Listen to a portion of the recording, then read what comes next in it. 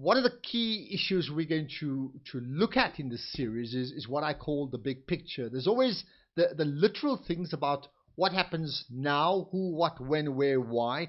But the one that has bigger meaning, the real meaning, is understanding the bigger picture in all of these issues. What's particularly important for South Africa right now and the world is two issues. One, the issue of COVID-19 and what that really means from a health point of view.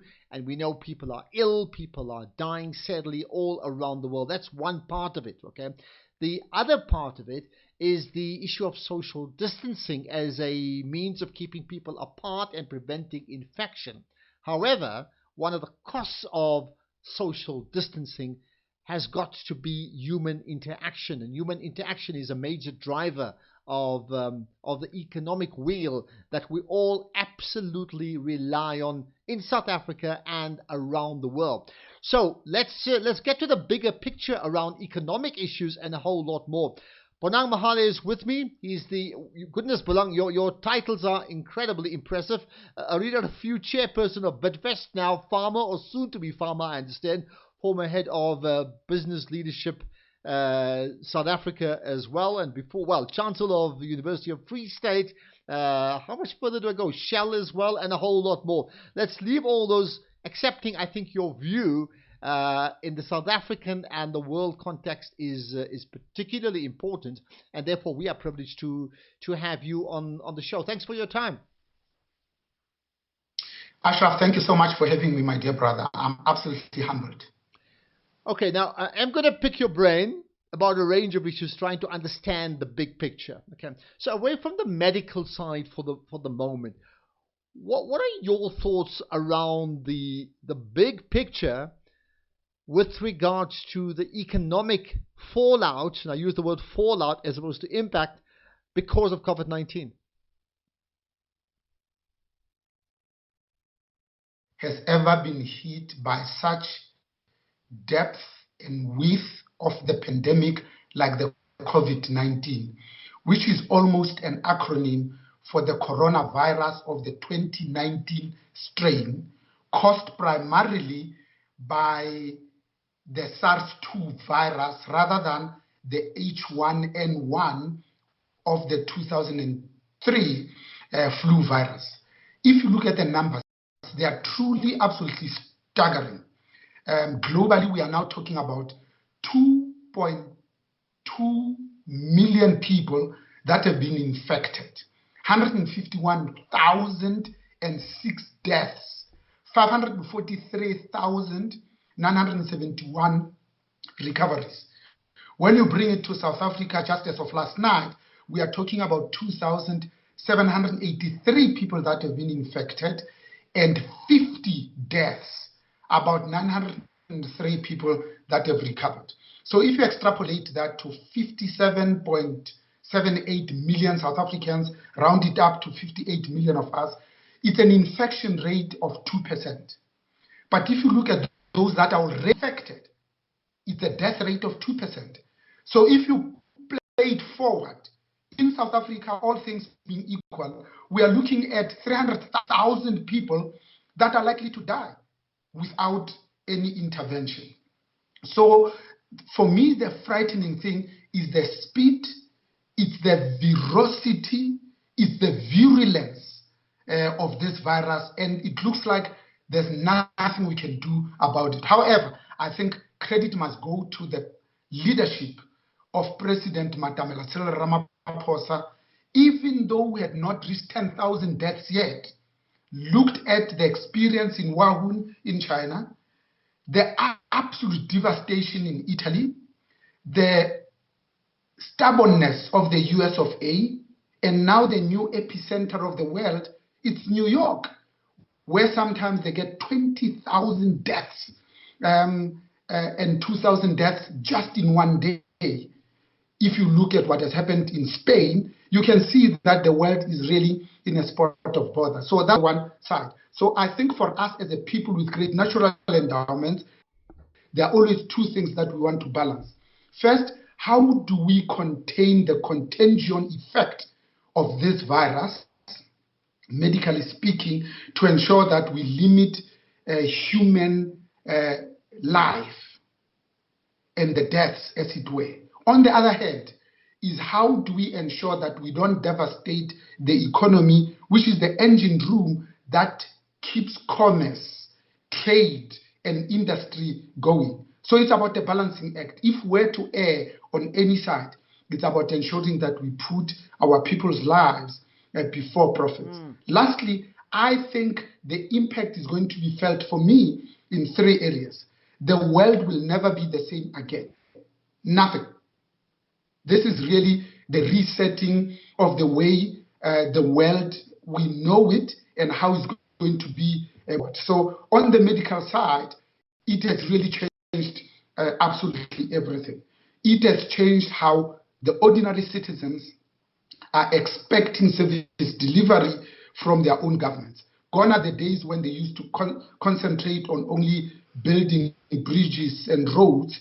They are now demanding good healthcare, water, sanitation, but also social justice. The second thing is the world of work as we know it today.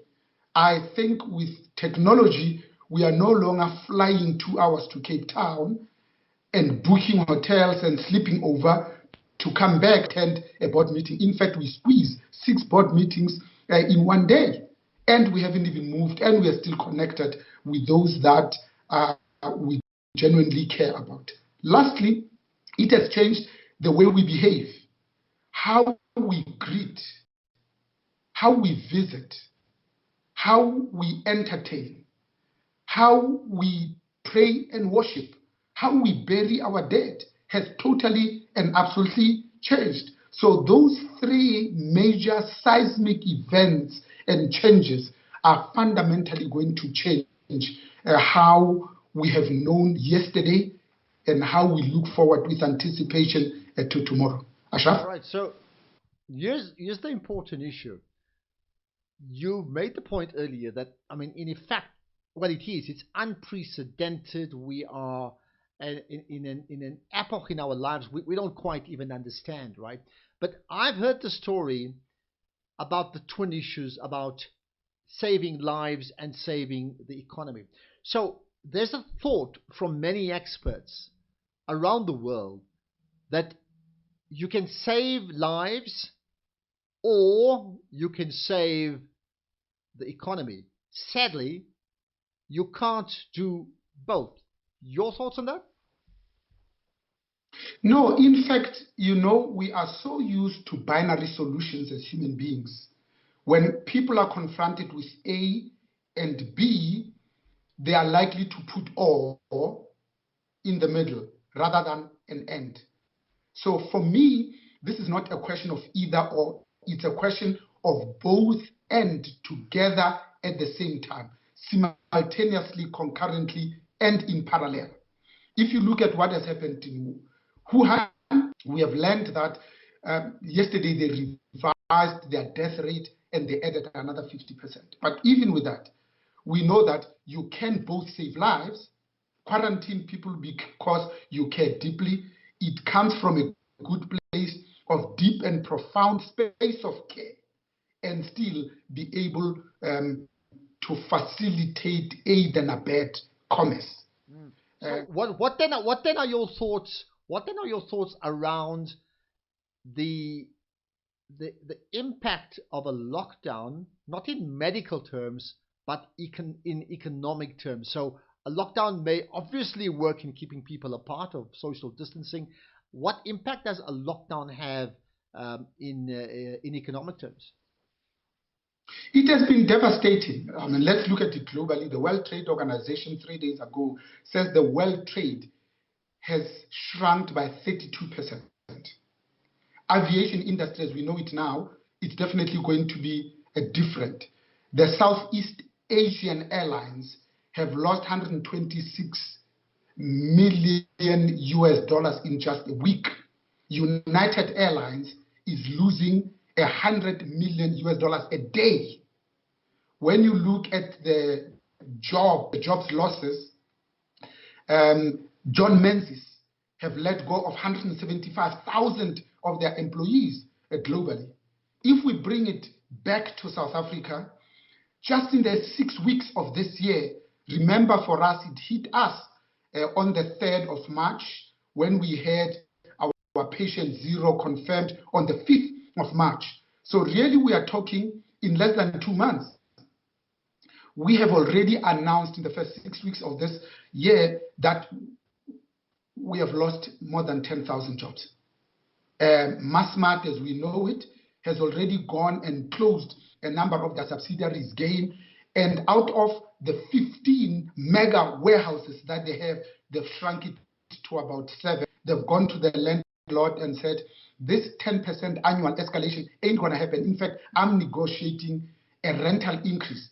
And that has started the chain reaction where everybody is probably asking for a rent holiday. When we look at the oil price from the highs of $143 per barrel, it came down to under 20. And yet we know most countries and most companies, energy companies I'm talking about, can only break even in the band of between 60 and $80 per barrel. So if it is below 30, we know that nobody is making money. The shale gas industry in the US of A, which accounted for about 10% of their energy consumption domestically, has now closed down because the math doesn't add up. They need $58 just to break even. It is below 30, and there's not even a point of waking up in the morning. I think in South Africa, we have seen South Airways is now in business rescue. We have seen South African Express Airways. The planes are sitting down on the ground and eating grass. For the first time, Comair has posted a loss since its inception. Let me submit that without government intervention, there will be no South African airline industry to speak of. The business rescue practitioners have said they need another 10 billion South African rands as a rescue package. The government says would love to, but we don't have it. In South African Express Airways, since March, have not been paid their salaries. They are saying, allow us to sell assets, probably in April, May, June, July. Then we'll pay you your March salary. Imagine there are some people, our own colleagues, that have not been paid since March. I think the economic impact is absolutely devastating. So for me to conclude, Ashraf, it hits probably 4 areas. One, the supply chains, because we are all dependent, interlinked and interconnected. Most of our raw materials come from China. If you have a kettle, the heating element comes from China. And if China is not flying, the ships are not docking, you can't produce kettles. But also you can't even get masks. Secondly, it's going to hit major industries, especially manufacturing, but also in production. The farms have stopped. We have seen farmers taking back the produce out of the trees and putting it back into the ground because they cannot transport it quick enough. Thirdly, it's about just the availability of dealing with our own needs. There are some people who are staying at home, and those people that are staying at home, we are not generating income, and yet we paid them in March, and we are hoping to pay them also in April. Where is the money going to come from? Lastly, of course, it's about how we then behave as human beings. How do you interact, engage, and interface with your team beyond just technology? We saw even Parliament, the National Assembly is now through technology rather than physically being in one room. I think it has changed the world as we know it. Thank you, Asha. Well, it certainly has changed the world, and therefore your quick answer to what then do you see the big picture with regard what we're grappling with now? I think on the big picture, we will see the United States of America, the biggest economy in the world, diminishing its influence, it's waning, whilst China is increasing its influence. Here's the proof point. The US of A used to donate probably about $500 million to the World Health Organization because they don't like the utterances of the Director General. They've stopped that. China used to donate about 80. Now China has taken that gap. It's providing $800 million. We saw China investing in Africa, 55 countries, 1.3 billion people that speak 2,000 languages, continental GDP of $6 trillion US dollars. China is the biggest investor, not the US of A. We have seen Russia inserting itself forcefully into the global events. In Syria, they were not even in the picture. The US was calling the shot. Now Russia is the one that is going to determine when the warring factions sit down and speak about peace. So I think we're seeing the emergence of new superpowers. Lastly, we used to peg the US dollar to the gold bullion and also to the crude price. That's why the crude is quoted as US dollars per barrel. With this resetting, we'll probably see the emergence of maybe a new currency, renminbi or RMB. There are some people who are saying Donald Trump has been abusing his influence and power through the trade wars.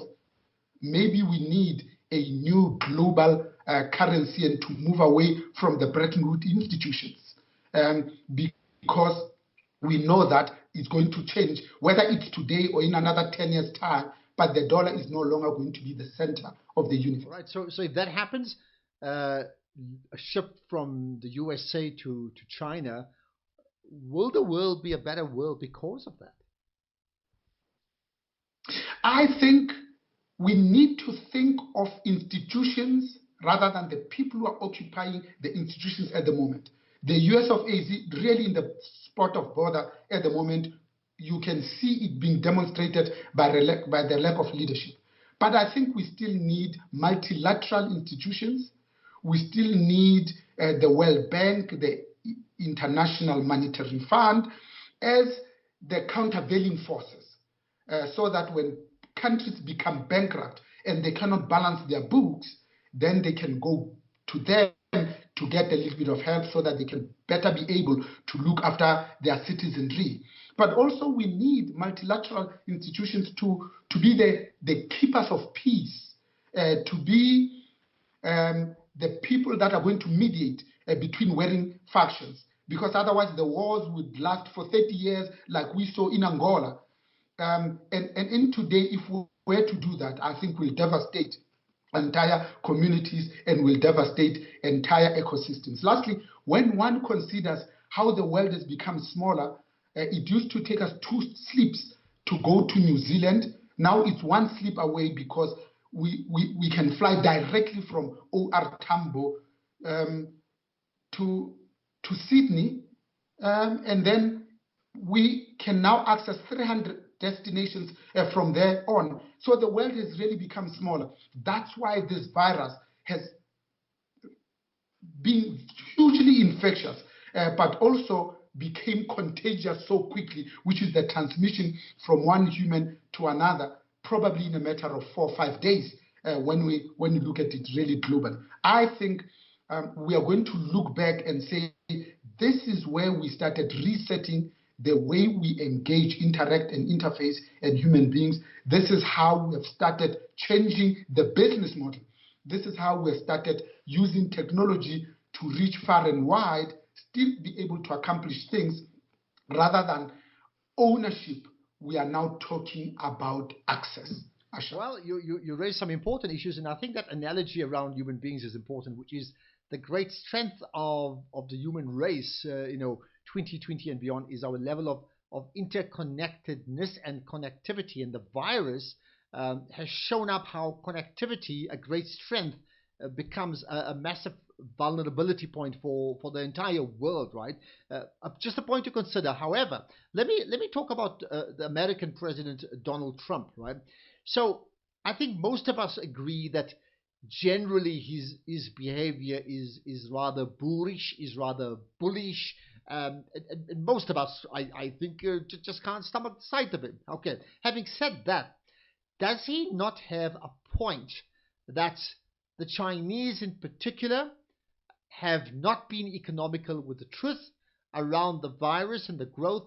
And does he have a point that the WHO, the World Health Organization themselves, have erred in being too trusting of the Chinese in those early days of January, February, and we therefore are paying the price of it. So I'm saying, notwithstanding a person's personal views about how Trump carries on, is he not highlighting an important point of a sense of believability of the Chinese by the WHO, and that is therefore costing us all big time? But you see, the Chinese economy, it's a central command economy. It has never been very transparent. They've never been transparent about their trade figures. They've never been transparent about the extent to which they are stimulating their own economy. So this is not new. In that type of environment, you didn't expect them to be hit by this catastrophe, and the next day they're going to the newspapers and talking about it. They'll try and contain it internally to say, let's try and understand it. So this thing happened around the 14th of December.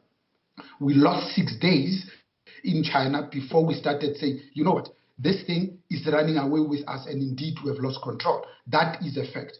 But that's no right to start using it as an excuse to deny globalization, to deny how countries are interrelated and interconnected.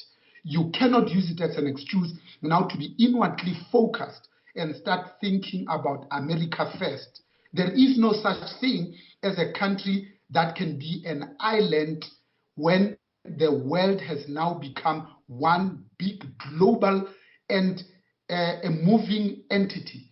And you contrast and compare that with what is happening at home. We have never had the leadership as expressed in the presidency of Madam Cyril Ramaphosa working as closely with social partners.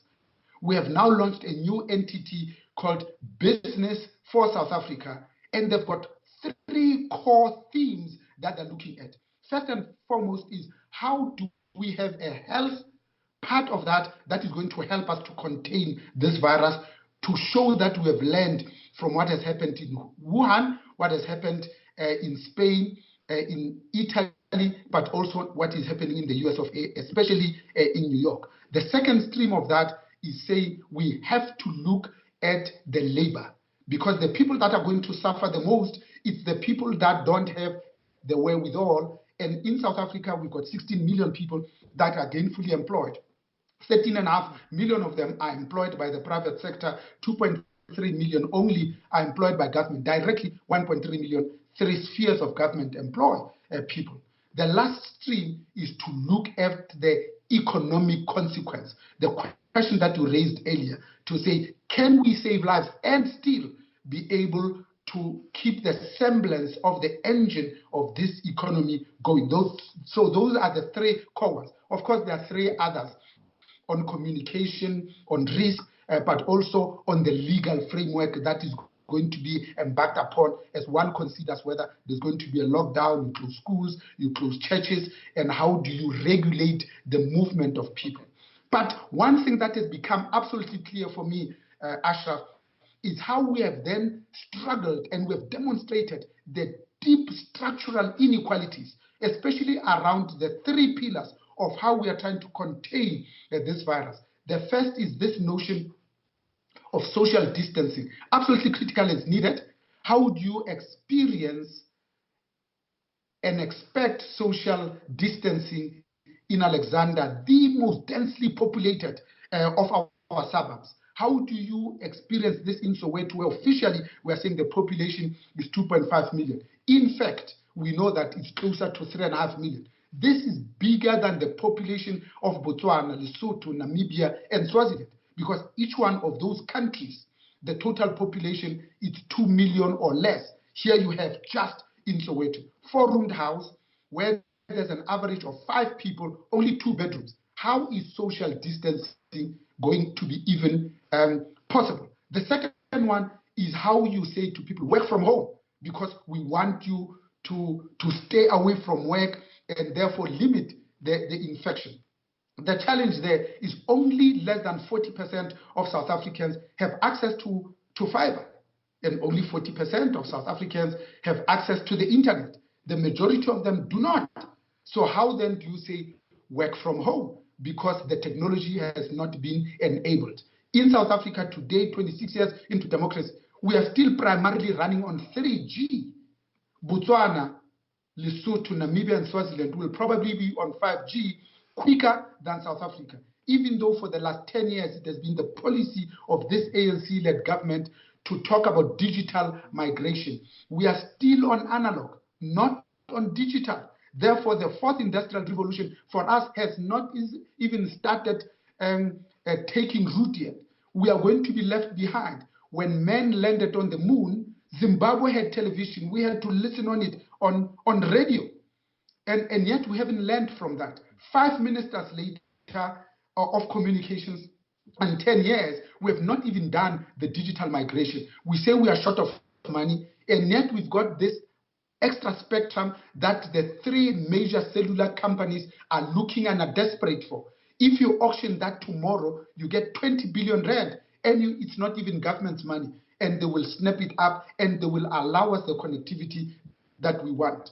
Lastly, we know that if you say to people when work from home, you give your own employees a laptop and a smartphone, because our public transport is not yet safe, is not yet accessible, and it's not yet affordable, this is the shortest way of making sure that when you give your own employees a laptop and a smartphone, it is definitely going to be confiscated on their way from downtown Joburg to Soweto, because we haven't ensured the well-being of our people. We have not yet reached the stage where we can say this is a country of laws, not a country of men. Lastly, we're saying to people, you must wash your hands with soap, preferably with warm water, for no less than 20 seconds. And yet we know there are communities in South Africa, not just in Mpumalanga and Limpopo, where you don't have water to speak of. We are still thinking of sending trucks to these people so that they can wash their hands. So we can see that the deep structural inequalities have been laid bare for all of us to see. 26 years into democracy, there's so much work that needs to be done. And yet we're already running ahead of ourselves and doing things like deep state capture when we should have been obsessed with service delivery to the majority of our people, because the challenge is how do we take the bottom half into the middle class so that they have something to lose. Thank you, Asha. Well, very important points raised. Let's just talk about those issues of structural inequalities. Now, we know they exist. I think the numbers are obvious. We don't have to even go into detail. You've just given us some examples of it anyway, right? Is it fair, therefore, now, as we're grappling with the problem of the coronavirus and COVID-19, that commentators, myself, yourself, and many others, constantly now bring up the point about, to the ruling party and the government, therefore, to say, you see, because of these structural inequalities, all those things that you've just touched on already, Bonang, about social distancing in Alexandra, that can't work because of the problems of the past. Now, the problems exist, the reality exists, but is it the right thing to bring up right now? We know there's a myriad of deficiencies between the two halves of South Africa. Does it serve any purpose to bring it up now? In fact, it has helped, because out of that, we now have the Solidarity Fund managed by the private sector at the behest of the president. And he made the call, we heeded the call. Because we are talking about these issues, we are very awake to them. And you know, the coronavirus could not have hit us at the worst possible time, my dear brother.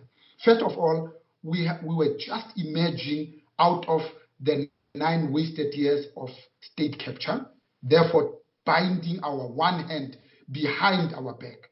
The second thing was this technical recession that we got ourselves into. So we moved from one financial tsunami, now we get an economic catastrophe. The third was Moody's downgrading us to below investment. So now it takes the one leg, it also ties it behind our back. Because now this puts us in a much more serious position in terms of our ability to borrow money, because it will cost us more. The South African Reserve Bank might have to be forced to increase the repo rate, which then means that you will pay more for your bond and indeed for your house and your other debt.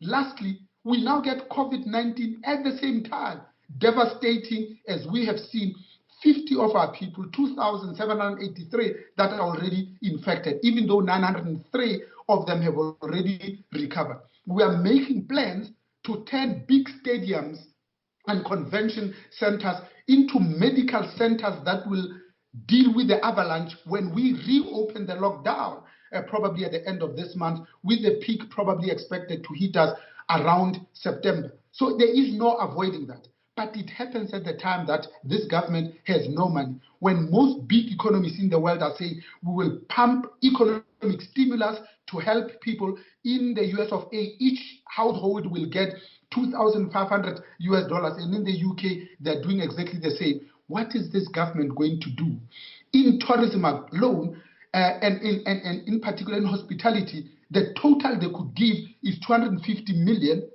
and we know that the majority of hotels are actually mothballing as we speak, and some of them are lying empty.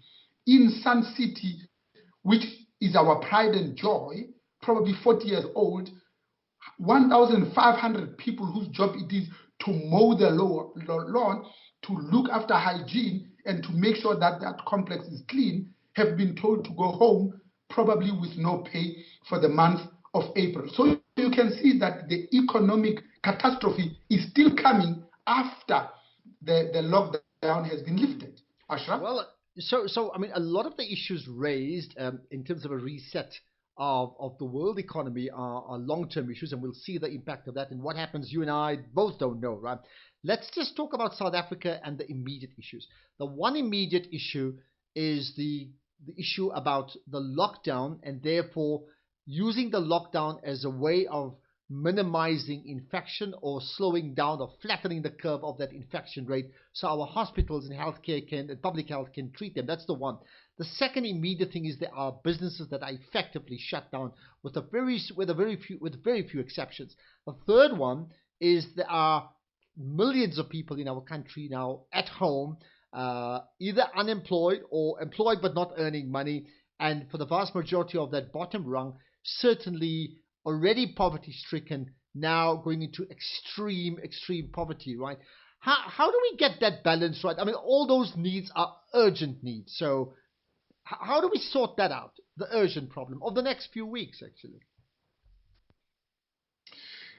The reality of the situation is that the South African economy itself is going to shrink by anything between 6 to 8%. At the time that you needed to be growing at 5.4% just to be able to absorb the 1.3 million new entrants onto the job market and another 180,000 young graduates that get onto the job market, often with inappropriate skills. That's the one piece. The second piece, you look at the job losses that we are likely to lose probably in 2020, 2021, and that number we estimate to be anything between 1 to 1.5 million people, jobs that we are going to lose. Now, when you think we already have 16 million people that are gainfully employed, but 18 million people who are on social security, now you add almost 2 million people more into the level of the unemployed, you'll see that of the 58 million South Africans, we are now going to have the entire population of Gauteng, almost 10 million people that are unemployed and are probably in the queues. What does that do to social instability? 54% of this population of unemployed is actually young people. So unemployment amongst the youth, it's not of 54%. In fact, put another way, probably 9 million young people are not in employment, in education, or even in training. And we know that the devil finds work for idle hands. So we have to keep them occupied.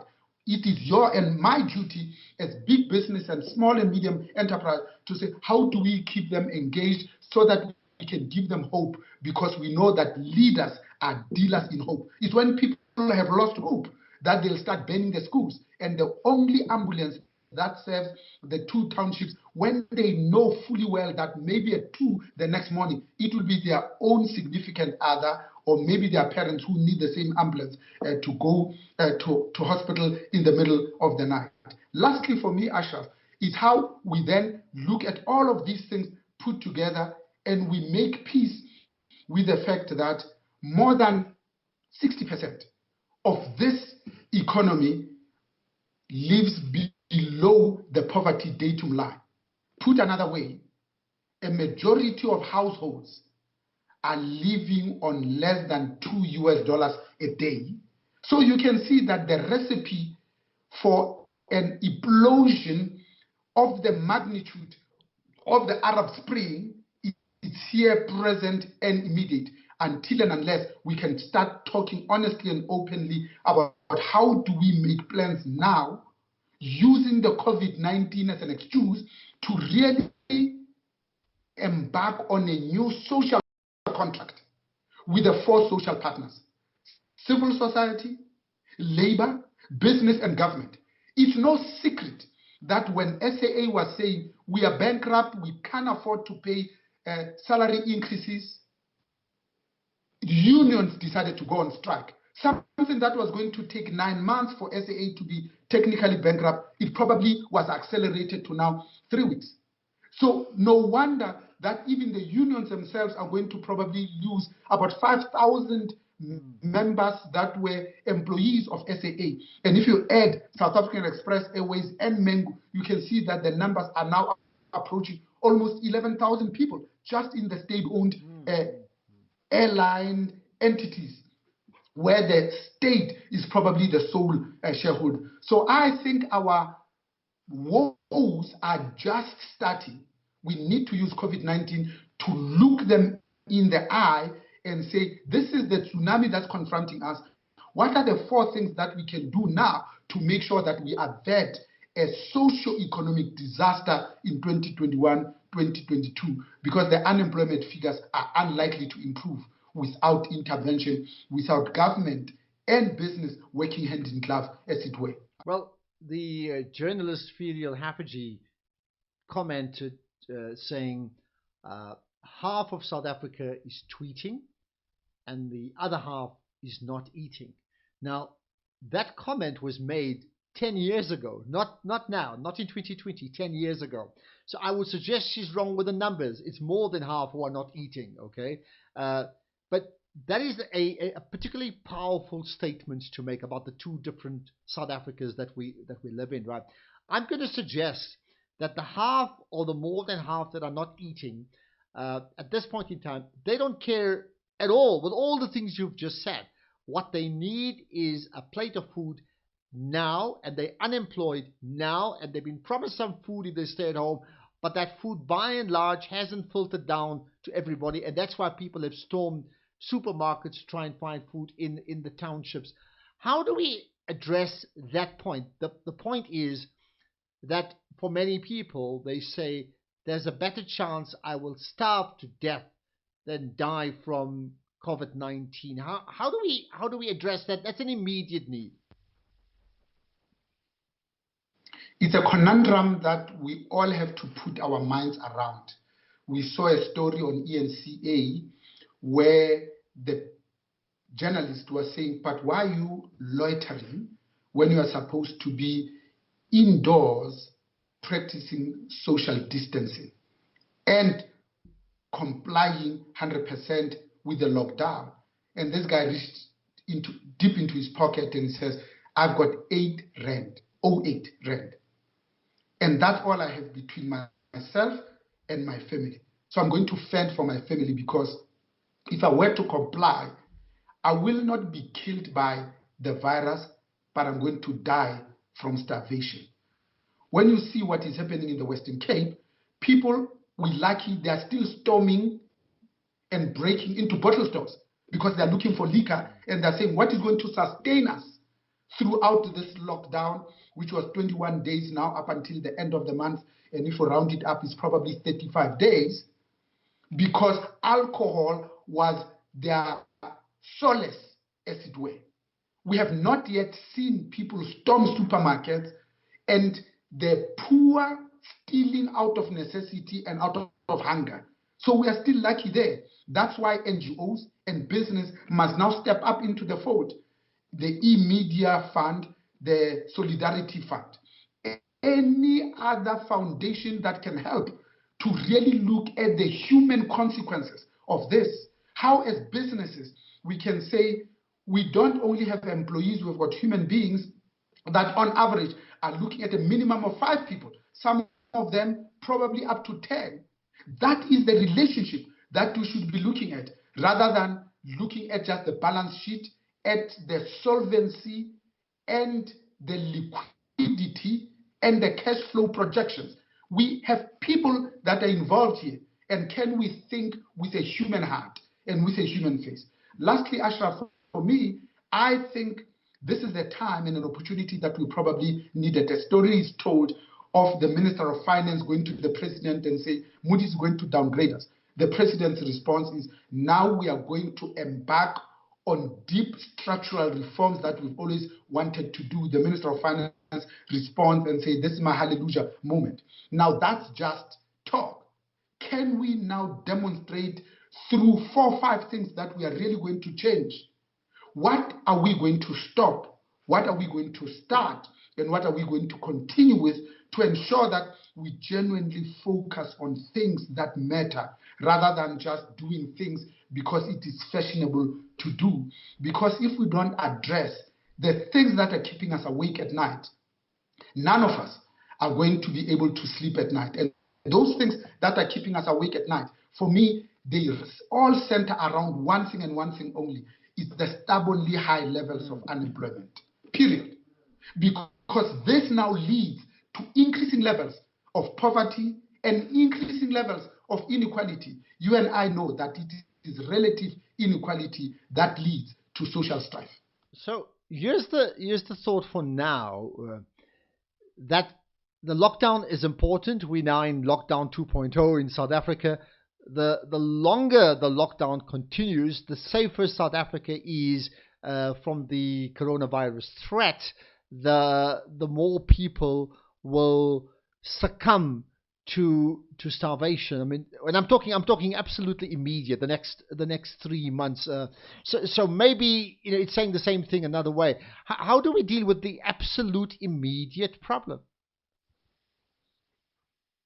I'm encouraged and emboldened by the leadership demonstrated by President Cyril Ramaphosa and his cabinet by saying we must embark on draconian lockdown. That was absolutely necessary. We couldn't avoid that.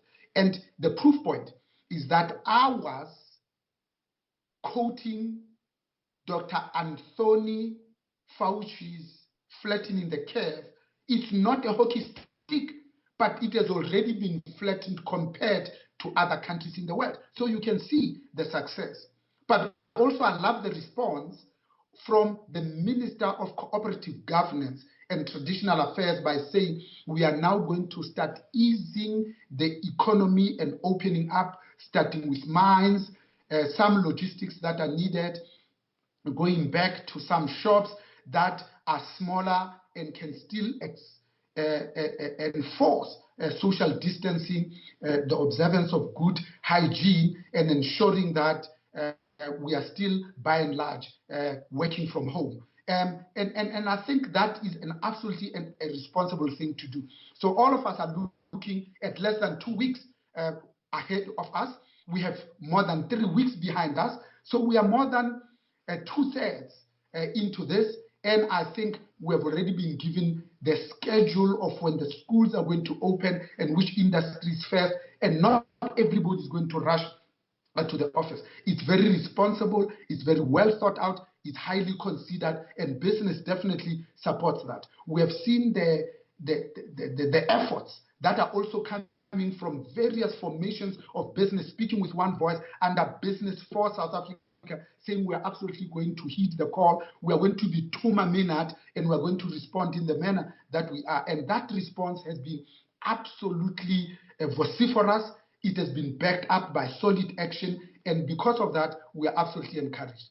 Lastly, I think once the lockdown has been lifted, the things that led us to this lockdown of ensuring that the social distancing, that we still work from home, that we are still observing good hygiene, needs to be doubled up on, because that's our only salvation. We know the tsunami is coming. We know that the body bags are going to increase. That is unavoidable. But can we do our absolute best so that when we look back and we say South Africa is a good case study similar to South Korea, because they've demonstrated beyond any shadow of doubt that they learned from the bird flu, from H1N1, from SARS, and they were able to execute very quickly these learnings by massive testing of people, testing, tracing, tracking, and monitoring. And as a result, now that economy is being opened up systematically, chronologically, methodically, with an approach. So I think you partially answered this question, which is that,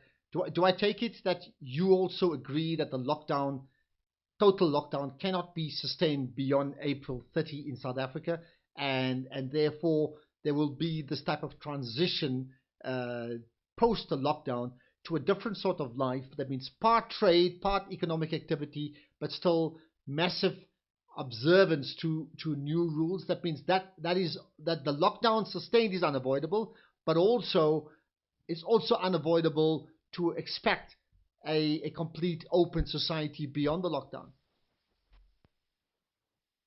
Absolutely. So I think it's phased, it's controlled, it's managed, and it's sequenced properly.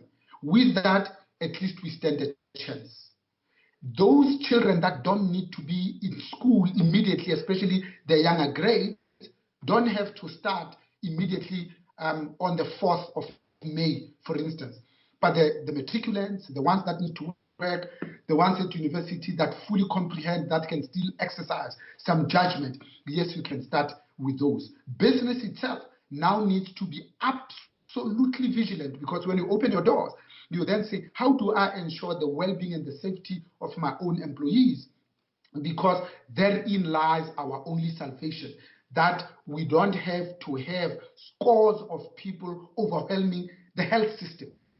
And business can play a role, because, again, the majority of people that are working, 13.5 million, are in the private sector, not in the public sector. That's where we can really play a role. Lastly, it's about saying, how then do we give people the tools to continue to be absolutely hygienic, to manage the infectiousness and the contagion of this disease, whilst at the same time counterbalancing it with good phased economic activity, so that people can learn and back their self-respect and their self-worth, and be able to provide for themselves and indeed their families. But also we have seen how government has acted quite decisively when people were saying, but no, open the selling of liquor, to say, no, we're not going to open that. When you look at the statistics around Easter 2 years ago, we killed 1,320 people on our roads.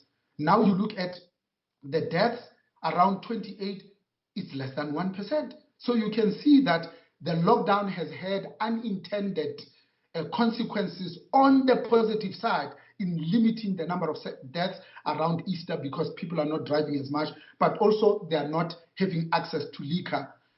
Now the president is being taken to court for selling the cigarettes. Of all the things that we could think of all the things that we could do to respond to this catastrophe and to this crisis, I wouldn't have thought that cigarettes ranks amongst the top 10 in terms of priorities of opening up the lockdown. So I think for all countries of the world, battling with this conundrum is incredibly difficult. I think we all get that.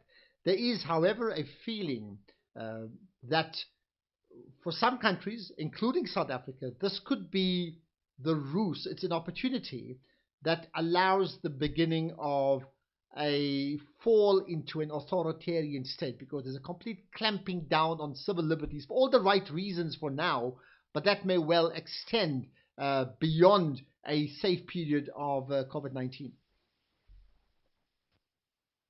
I don't think we have that risk at all in South Africa, because our supreme document is the Constitution. And our Constitution is the best in the world, because we learned from other countries. So what we have done, we have used a section of the Constitution to allow the president to be able to effect the lockdown provisions within the realms of the Constitution. But also what it gives us an opportunity is how do we redefine, repurpose the role of business, the role of labor, the role of government, and the role of civil society. Let me talk a little bit about the role of business. Gone are the days when what we learned in Economics 101 as shareholder maximization is the intent of business. I think post-COVID-19, we are going to say the role of business is survival, because all of us, it's all about survival. What businesses are going to survive? Which ones are going to go under? Which ones are coming back? Which ones aren't coming back? So if business can survive, they can later on make money until it comes out of their ears. Secondly, it's about bringing together this notion of shared value. How do we ensure that we are absolutely concerned not only with the whims of the shareholders, but the broader stakeholder community, societies in which we are located, communities from which we draw our labor, as beneficiaries of the proceeds of business as well. Thirdly, it's about ensuring that we bring about this notion of doing no harm. All our employees have a right to come to work, complete and whole, and go back to their significant others, complete and whole. 10 fingers on the end of both their hands, because as business we have taken it upon ourselves to ensure that we provide a safe working environment where our own employees and their colleagues feel safe in those environments. Fourthly, it's about saying doing no harm is a bit maybe passive. What do we do actively? It is the role of business to make the world a better place, because business has a disproportionate voice, disproportionate resources. Business knows project management to deliver mega projects on time, on full, and on budget. How do we bring that skill to help government to deal with this catastrophe that is confronting us? And we manage it through a program management office. We manage it like a business in a militaristic style of command and control that allows people to say we are going to turn left 1 degree because it's in the best interest of South Africa Incorporated. Lastly, it's about business's role, saying business cannot continue to be an island of prosperity in a sea of poverty. Business must say, how do we continue to do well by doing good? Business must be obsessed with the fact that how do we ensure that the 6 million children that are depending on a feeding scheme to go to school, now they're at home in lockdown and they're probably starving? What is it that we can do to make sure that we still reach out to them? Fort Hare University has given us 5 African presidents. 98% of the students in Fort Hare are dependent on NSFAS, not only for their tuition and accommodation, but also to eat.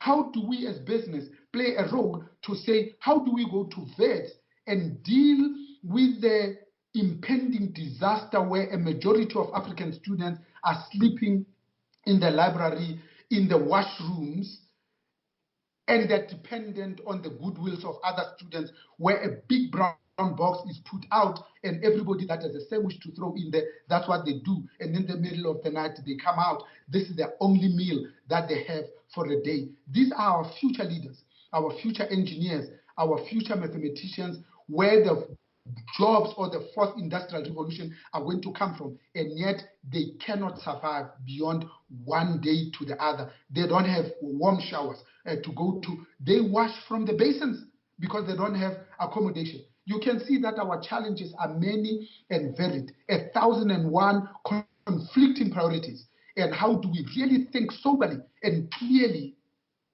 systematically, chronologically, to say, how do we start with the ones on whose life we are totally dependent? Which are the 6 that we can put up for next year? And how do we link hands to say we are all in the same boat? We are going to sink or we are going to survive together. And I think, to conclude, my dear brother, South Africa has the wherewithal between the competence abilities and capabilities of business on the other hand, and the experience of government on the other, to really come together for the commonality of purpose to say, how do we survive as an economy, as a people with great natural endowment? Well, you said so many things, and they're all very, very important. I just want to pick up, before we wrap up, on the issue of the role of business, and you've expanded on it, extensively. But here's the thing: if we're expecting, as you said, a shared value type of business, would that not discourage people getting into business? What I mean, at this point in time, one of the cherries of the cake for a business person is when the business does extremely well, they pay their employees, and that's fine, but they also are able to reap up the profits. If in a shared value they make less profit, but they still have the risk of running the business, would that business be less appealing to them? And clearly we need more businesses and less dependence on the state. Do you not see that happening? I draw my inspiration from the words of the founder of Merck, the second biggest pharmaceutical company in the world. In the States, it's called MSD. It's called Merck. Outside of the States, it's called MSD, Merck Sharp and Dohme. The founding word says, we try and remember that medicine is for the people and not for the money. The more we have remembered that, the more money we have made. Ashraf, it can be that the business posts a 30% return on average capital employed. They post 15% return on investment. And then they say, we are going to retrench 10% of the employees in South Africa, where unemployment officially is 29.1%. Unofficially, on an expanded basis, it's higher than 34%. Youth unemployment greater than 54%. There is a role for business to say, because I've got my 10% ROI, I am going to do everything possible that nobody gets retrenched. We keep everybody on board, because jobs in South Africa are much bigger than just the people that we're employing. The consequence, the ripple effects, touch 4, 5, 10 other people that are totally dependent on this one. That is the role of business. And if business plays that very well, business must be able to say, when we create these jobs, it's not just job creation for its own sake. In fact, we are creating markets of the future, because it can be that your own employees cannot afford the goods and the services that you provide, when you can have paid them more so that they can indeed be able to provide that. It's about creating the market of this future, because then we are thinking about this business in the next 50, 100 years like the Chinese, rather than like the Americans thinking about it quarter to quarter. Lastly, I think it's about saying, how do we use the force, the energy, the impetus of business? Because business has systems and processes. They understand risk. They can do scenario planning. They know where this economy is likely to land for the next 10 years. That's why Shell scenarios 2030 are so useful even today. That's what business can bring to the fold and say, government, let's think with you how COVID-19 has changed fundamentally, not just government, not just business, but also this area of human interaction. How do we prepare for it? And how can we as business play a role to make sure that our people are better prepared? And we make this business not only future-proof, but also resilient, because resilience in Africa is much more than the food, energy, water nexus. All right, I want to ask you a question about the WHO in a moment before we wrap up. But before that, so we have different levels of South African society. We talk about government, we talk about big business, then we talk about small business. But below small business are many what I'd call startup businesses who really probably do not have reserves more than 2 months maximum, right? And when they employ people, it's employing 3 people and 4 people. So they're all in the same boat. I would think they don't have the type of safety net that even big business has, right? And many of them are like a missing middle. They can't access government for bailouts and support. Possibly they don't even have their taxes up to date. I mean, that's the reality of South African life. What is your advice to those small startup businesses as they grapple with the problems of survival today? I think you hit the nail on the head.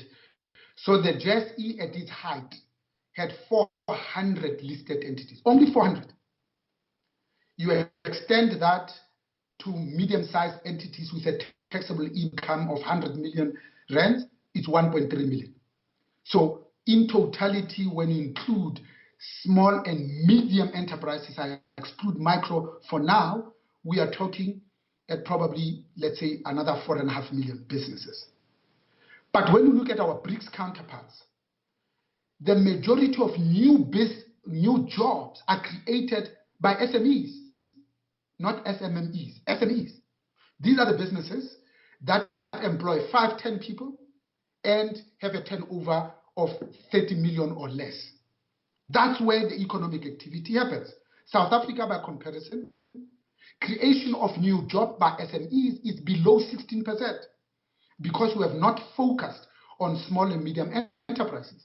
We now have a Ministry of Small Business Development, but our activities, our actions are not geared towards thinking about SMEs in the next 10 years as the bulwark against which we can buttress the unemployment rate that is going to hit us moving forward as we rapidly digitize, we depend on artificial intelligence, on Internet of Things, on cryptocurrencies, and working more and more from home. What does it do for real estate when all your life you have been depending on owning 100 businesses and 30% of those are now going to stay empty because people have figured out that it is much more productive to work from home? What does it mean for real estate? What does it mean for hospitality industry when big hotels are being mothballed as we speak today, going to be opened not in 2021, but in October of 2021, because they depend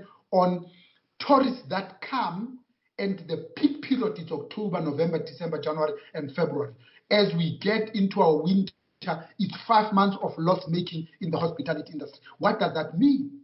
So my advice to small and medium enterprises, not micro, is to say, hold fast. Focus on liquidity because cash is key today. The people that you have that are doing work for you, because of social distancing, try and give them tools to enable them to work from home, difficult as it is. I would say to them, think and innovate. Hold on to the cash that you have. Don't do anything stupid. Don't invest in anything that is not needed. Hang on to that cash. Look at other areas of opportunities. Companies, health professionals are looking for masks. Can you help to provide 3 layers of masks that are made at home, and you reconfigure part of your business to be able to talk to that? There's a shortage of sanitizers. The formula for sanitizers is a little bit of alcohol, a little bit of soap, so that you can kill this virus. Can you make that at home? We know we learned in chemistry to make our own soap. Is that an area that you can look at? Lastly, I would say to them, during periods of social change, that's when entrepreneurship thrives. Think about what is likely going to be needed tomorrow, because if you get it right and you can give the world what it wants, you will then be able to name your price.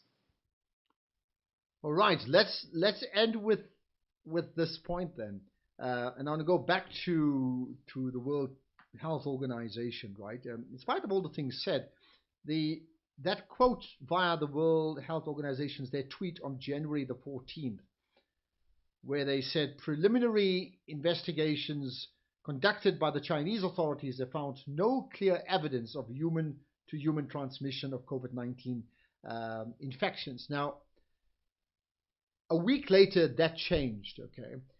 Just ignore Donald Trump from this issue. There's a sense that the WHO put out that position because, for whatever reason, they're speaking at the beckoning of the Chinese, who are not transparent, and you've made that point already. And for some reason, the WHO has tried to be compliant with the Chinese official position.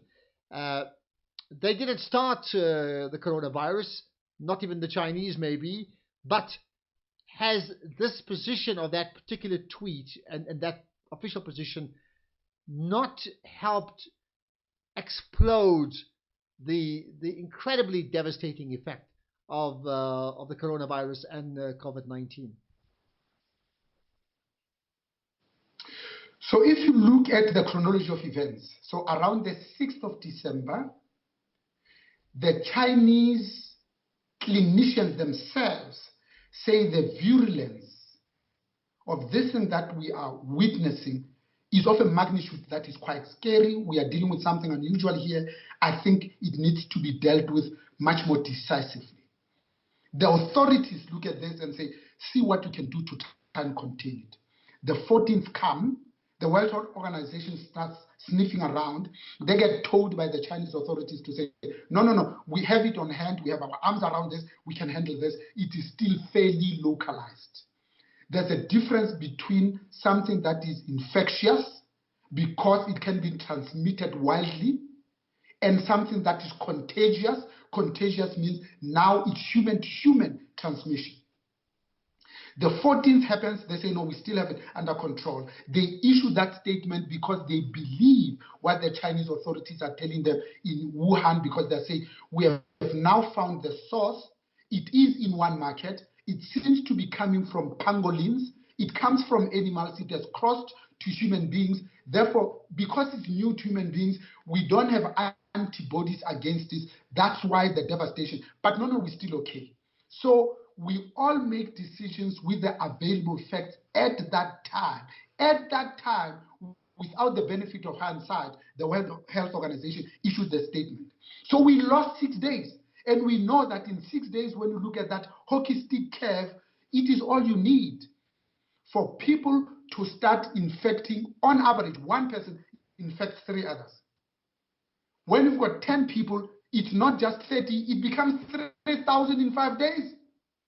Such is the synergistic effect that this thing can have when it is not in control. So that 6 days is what cost the world plenty. Add to it the highly secretive nature of the Chinese community and the need to be always in control, and the pride and saving face of not asking for help from anybody other than indigenous Chinese. That's where I think we got it wrong. But you can't blame the World Health Organization at that time. So by the time January comes, we then know for sure what we're dealing with. China is still not an open society. They are still not dealing with this honestly, openly, and transparently. And by the way, the US of A is not very different, because when the captain of the ship says, I am having soldiers here, marines, sailors, and they are dying like flies, and I'm shouting and I'm not getting any help, issues an email that goes to all and sundry. Instead of being lauded, piloted, and highlighted and celebrated for saving lives, they fire the captain for raising the alarm. So sometimes, as human beings, we have not really figured out what it means to have people working for us that feel needed and wanted, so that they are free to speak their mind. Governments are worse because they still operate as secret societies. Now, fast forward to where we are. Even today, I still think we are not using the learnings that we now have as the world. We know what happened in Wuhan.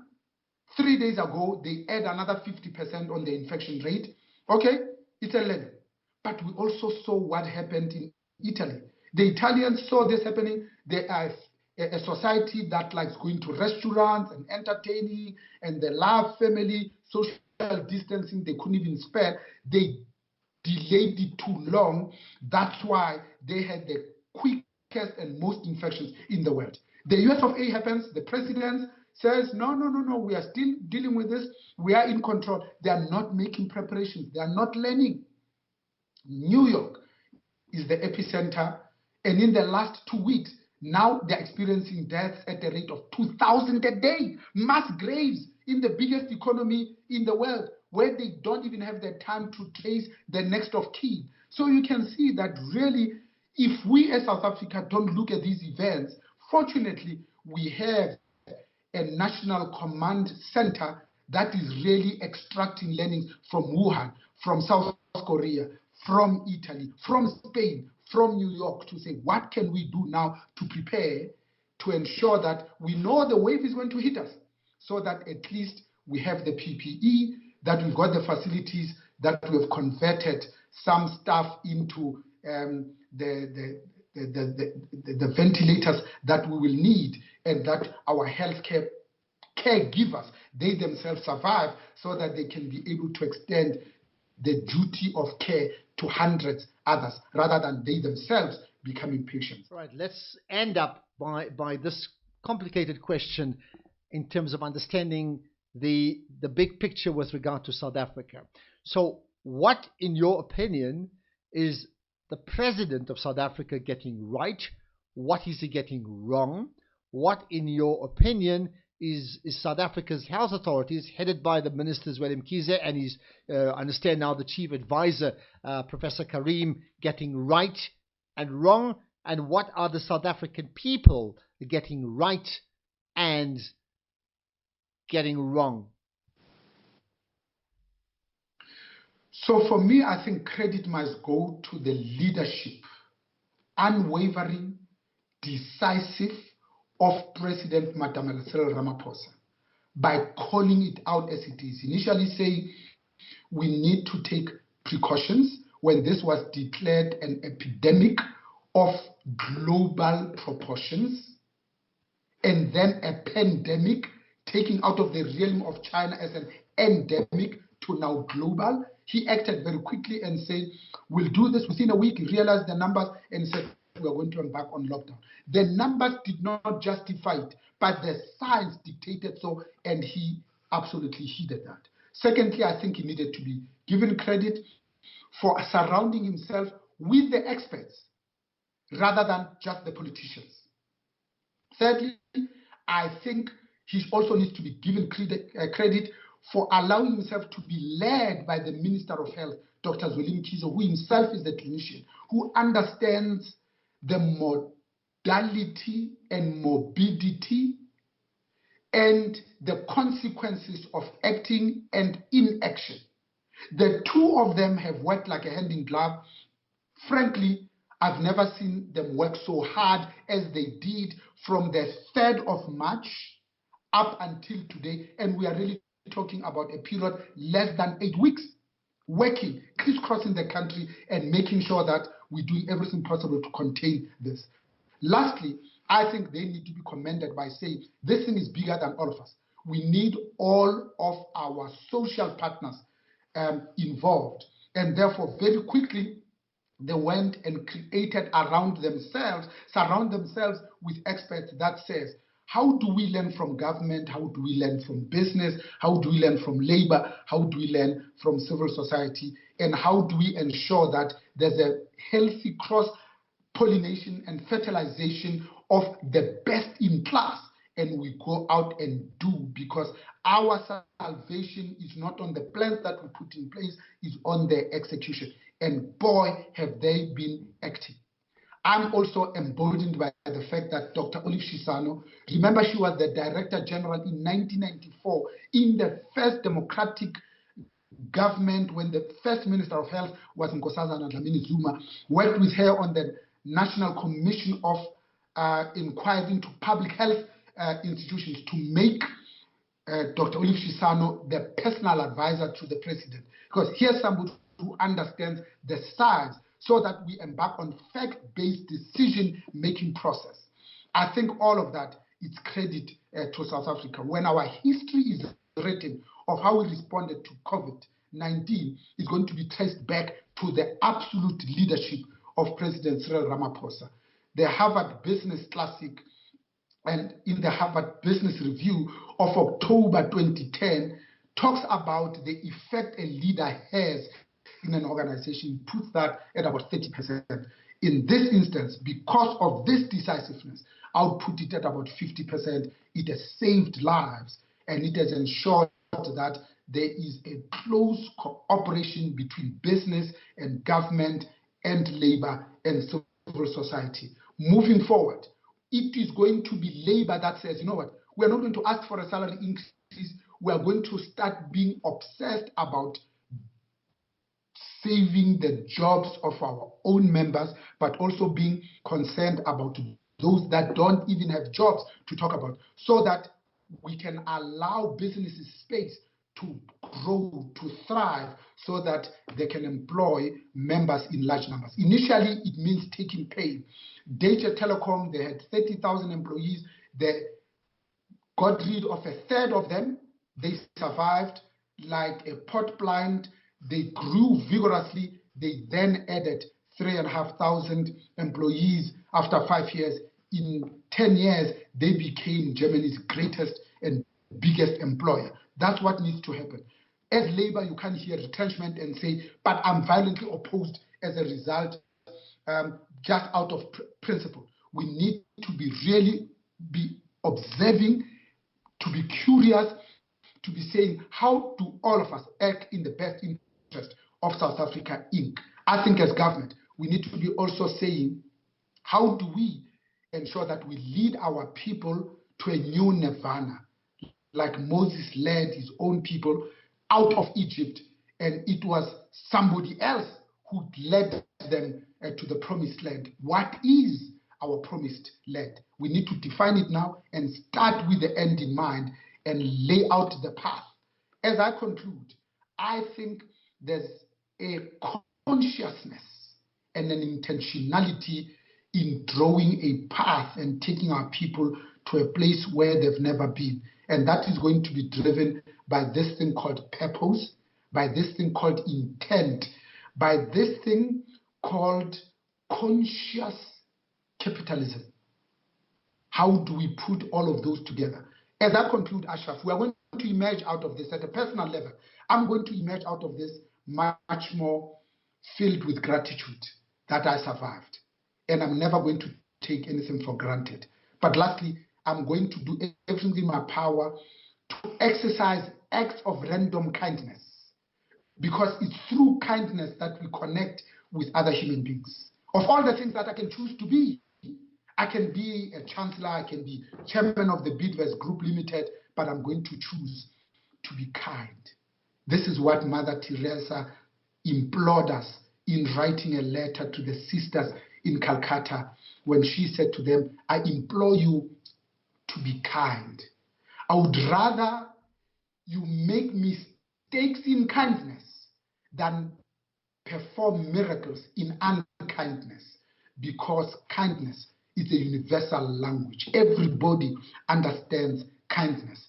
When we emerge out of this and say, how is South Africa formed post-COVID-19? We must be defined by two words and two words only: gratitude and kindness. All of us as belonging to one human race. Because I cannot be if you are not. It is only when you are that I find my meaning and purpose. I am because you are. And that in Africa we have a name. It's called Ubuntu. Thank you, my dear brother. There you are. Thanks so much. Said I am because you are. And Bonang Mohale has done so many things. Currently the chairperson of the Bidvest Group, also Chancellor of the University of the Free State, former head of Business Leadership South Africa, as well as chair of Shell. But as you said, as you say, in fact, the two most important issues for you, kindness and gratitude, a messenger of both. Bonang Mohale, thank you for sharing your big picture on some of those, well, indeed, the most pressing issue in South Africa and the world right now. I'm grateful.